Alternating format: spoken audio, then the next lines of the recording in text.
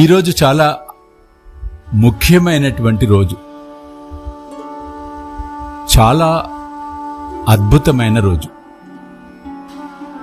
ఈరోజు గంగా మాత యొక్క అవతరణ దినోత్సవం.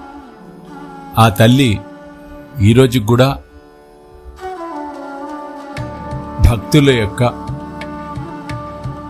దశ దోషాలను హరించి వేస్తూ ఉంది. అలాగే ఈరోజు దశ దోష హర దశమి అని కూడా పిలుస్తారు.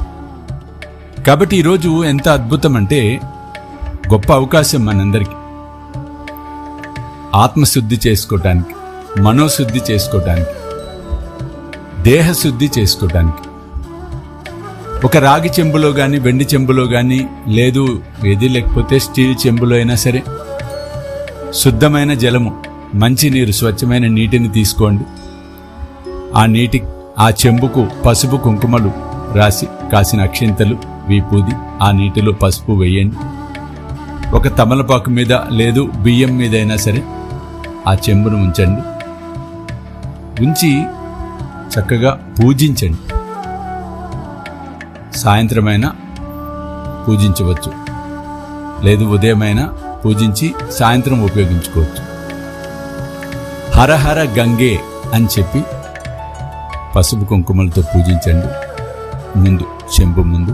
అలాగే అవకాశం ఉన్నవారు ఇది కూడా చదువుకోవచ్చు. గంగే యమునే చైవ గోదావరి సరస్వతి నర్మదే సింధు కావేరి జలస్మిన్ సన్నిధం కురు అన్నది కూడా చదువుతూ పూజించవచ్చు.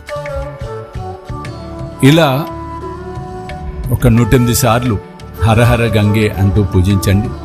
అలాగే మీ సంకల్పాలను చెప్పుకోండి.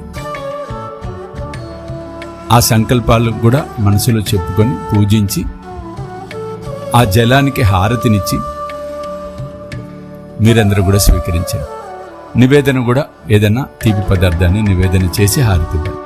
అనంతరం ఆ నీటిని ఏం చేస్తారంటే ఇల్లంతా కూడా